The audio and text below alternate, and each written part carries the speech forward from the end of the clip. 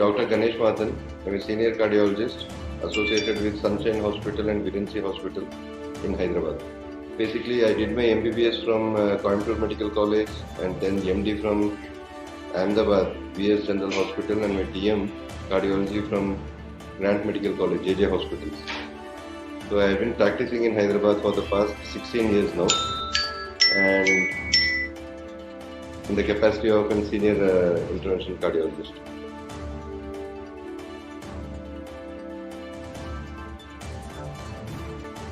See, heart failure, the word failure means inability to pump, inability to perform the action to its best potential. So when the normal heart, which has an ejection fraction of 70%, it can take the load and then it can eject the load to meet the requirement of the body. That thing is lost, we say it is heart failure. So heart is either unable to pump the blood effectively, the ejection fraction has reduced from 70 to 45 or 20 or 30. So the forward flow of the blood is reduced, and there are secondary other types of heart failure where it's a diastolic heart failure where the pumping is normal but the heart is little bulkier and it is more musculine, so that the cavity size, which is normally can accommodate, for example, 100 ml, is reduced to 50 ml. So although the pumping is good, still the heart function is normal. The blood amount which it can pump is only 50 ml. So these are two types of heart failures which is very common. Among all the general population, we can say at least 2 to 3% of the patient above the age of 40 years are at risk of heart failure, and any person, as the age increases, the risk of heart failure increases, and as they have more comorbid conditions like hypertension, diabetes, thyroid, smoking, drinking, and certain vitamin deficiencies. So these are multiple causes by which a person's heart can fail over time.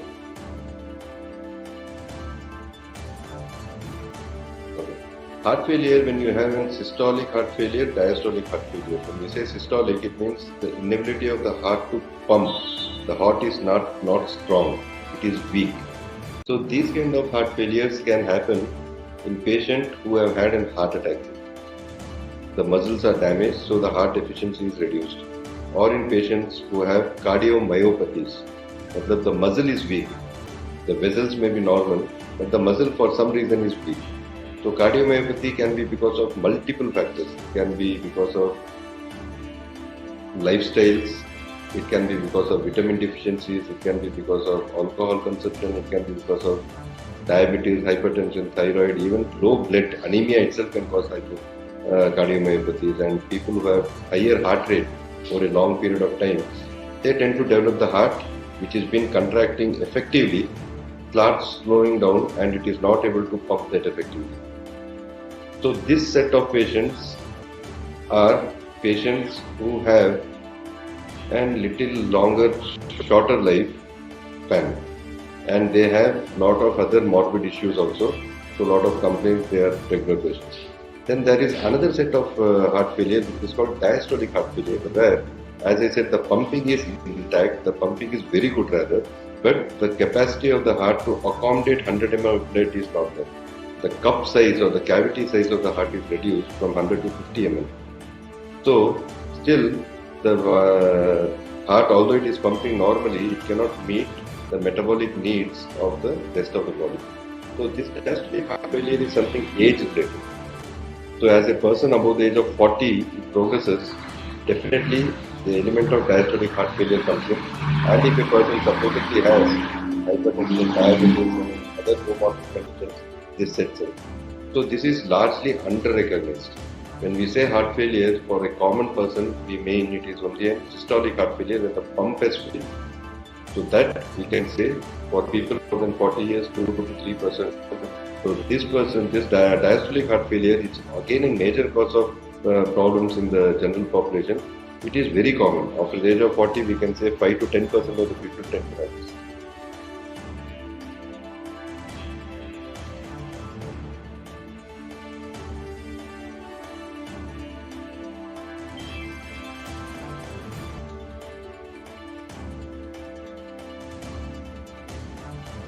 Basically, people need to understand if they have symptoms of heart failure, because the symptoms can masquerade any other disease. It can be just an long means physical inactivity or maybe morbid obesity or recent illness. These all people will tend to complain of fatiguability, which is one of the commonest symptom of heart failure. Heart failure is the number one symptom is fatigue, tiredness, and lack of energy and that enthusiasm. Second thing is breathlessness, which again we attribute it because of our weight gain or maybe recent illness or maybe physical deconditioning. So that is one. And then breathlessness, when they climb little bit, they start feeling panting. Again, people tend to draw their own diagnosis. Okay, right, because heart failure is not the only sole cause of all these symptoms. There are much commoner causes like anemia, for the example, ladies who are during their active menstrual period. Most of them Indians, around 80% of the Indians are anemic. Right? So anemia itself is one of the major cause for all these symptoms again. So we need to differentiate that rather than taking it on a face value, okay, right, my heart is intact. Because most of the comorbid conditions which can lead to heart failure, be it diabetes, hypertension, cholesterol, thyroid, anything, hypovitaminosis, all these things are silent diseases. You will never come across a person who comes and says that classical symptoms of blood pressure like giddiness or headache or reeling sensation, or diabetic people coming with symptoms of I have more thirst, I have lost weight, I have more urination, which the textbook describes. So all these comorbid conditions, which are itself a silent killer, they contribute to an increased population of heart failure in a shorter span of time. So we need to understand that no person is immune to this, and we need to check if we have these kind of symptoms. Probably you go to a doctor on a general checkup due to the ECG or maybe 2D echo, you may find out whether the person is having the symptom because of some other reasons which are easily treatable and cured, or he is going through a heart failure process. So this is one. And heart failure, once it has been diagnosed, the mortality and the prognosis changes. That is the importance of diagnosing heart failure like this. Heart failure, the person who has a pumping of 70%, let us presume he lives a near normal life for 75 years. A person who has a pumping, as it reduces to 40%, there is a 20% chance that the person may die within next 5 years. There is a 10% chance or 5% chance he may die in the next 1 year. So apart from death, we can say the morbidity and the other symptoms like symptomatology of these patients are also worsening as the time progresses. It is treatable, it cannot be cured in all the patients. Yes, if there is a reversible reason for the heart failure like tachycardiomyopathy or hypovitaminosis or thyroid or anemia, when you correct this, the heart pumping improves on its own in a span, or maybe it may be a subtle viral myocarditis. Let us say 1,000 people in a population in a colony develop a sore throat with cough. I can say at least 2 out of them, the infection spreads from the throat to the heart. We don't know, it is just a bad luck. There is no particular reasoning for why this person developed and why the other person has not developed it. But these are subtle etiologies where the heart is weakened, but over a period of time, the heart pumps regains. There is another common condition called peripartum cardiomyopathy. Like people during the delivery, particularly the first delivery in the later half of the first delivery, the heart function of these girls reduced drastically, and over a period of 6 months, 50% of them improve it, bring it back to the normal. So 50% of the time the heart failures, if they are treated and identified the cause, we can actually treat them and give the patients a normal life, and they need not be on lifelong treatment. But yes, there's 50% of the patient, we may not be able to improve the pumping, but we can control it at the level where it was, or maybe we can slow down the deterioration of the heart pumping, which is important. So we have in our own armamentarium lot of drugs which we have been using over the period. Lot of research is happening with this, and we can assure you with proper assessment of the patient, as well as keep a check on the blood pressure, sugar, weight, and the urine output and overall things. If intensive monitoring and the carefulness of the patient is there, we can give him almost 80 to 90% of his normal routine life. So they don't have to worry if we'll be once diagnosed as a failure of our patient, we have to sit at home and probably our job is lost, we will not be as effective as our colleagues, nothing like that. 80 to 90% of their life can be saved. But they need to be frequently monitored by certain blood tests as well as serial ECG echo test. And nowadays we have come up with the recent better treatment which are there for more than a decade, where we have certain pacemaker type of device which is implanted, and this pacemaker is different from the normal pacemakers what we normally put to increase the heart rate. Here the heart rate is not an issue, it is the pumping which is the issue. So to increase the heart rate, we have certain pacemaker where we place both the ventricles and the pumping improves in nearly 60% of the cases. We should always remember, no device, no strategy, no medicine is 100% foolproof. Nobody can give you a guarantee that we can improve your heart. But yes, we do try our best according to best of our knowledge and in the selected candidates in whom we feel there is more chances that this person may improve, and we give. And yes, 60 to 70% of the people whom we put on devices, they do improve. Rest 30% unfortunately they don't. But the treatment cost is slightly higher.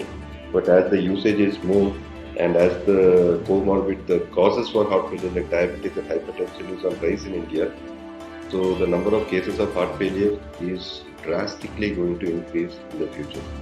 Previously, 20-30 years back, we didn't have much of heart failure patients because people used to die of heart attacks.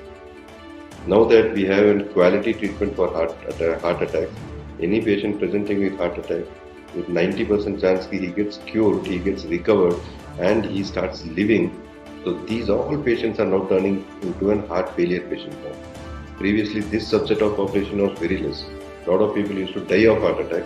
Now because of the advanced technology and the angioplasty techniques and the availability of cath labs in nook and corner of the countries where the primary angioplasty can be done, stent can be put, and the lives can be saved.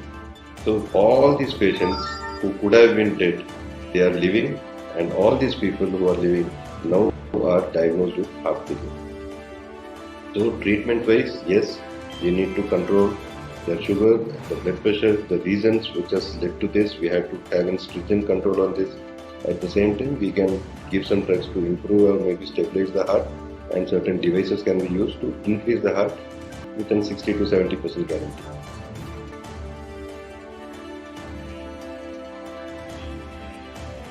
My advice would be never lose hope. There are people, everything starts from the brain. If you think yes you can, you can. If you think you can't, you are right. Let us be very practical. We have seen people with 20% ejection fraction in whom we feel probably his chances of living for the next 6 months is almost doubtful. I have been following those patients for 15 years, and the first thing, medicines does something, but the magic is in your mind. If you have willpower, if you have a dream, you will definitely live and you will definitely be there. But yes, you may have certain ups and downs in life because of this heart failure, certain admissions and this. You need to trust the doctor whom you are doing and trust his medicines, and probably that is how it would be a chronic relation between you and a doctor.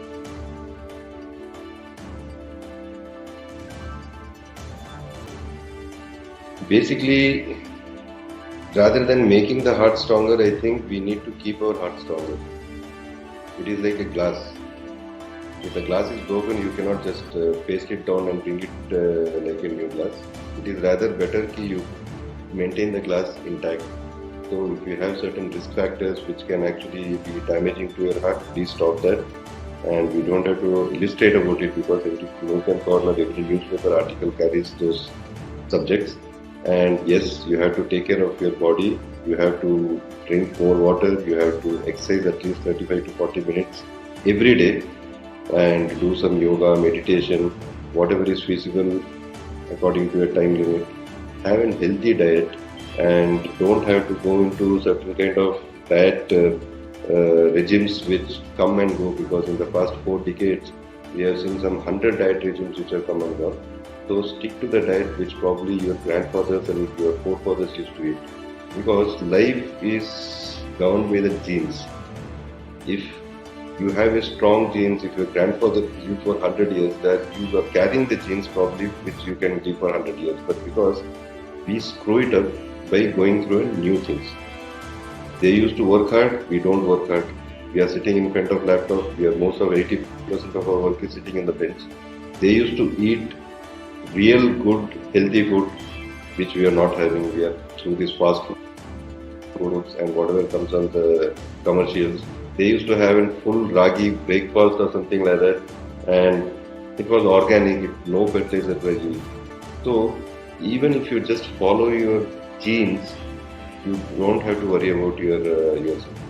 Only the genes are trained and tuned to certain set of food, and unfortunately, this generation thinks that yes, no. This is the scientific evidence, and lot of things we can Google search in Facebook and Google, and we try to follow that probably which doesn't suit our genes.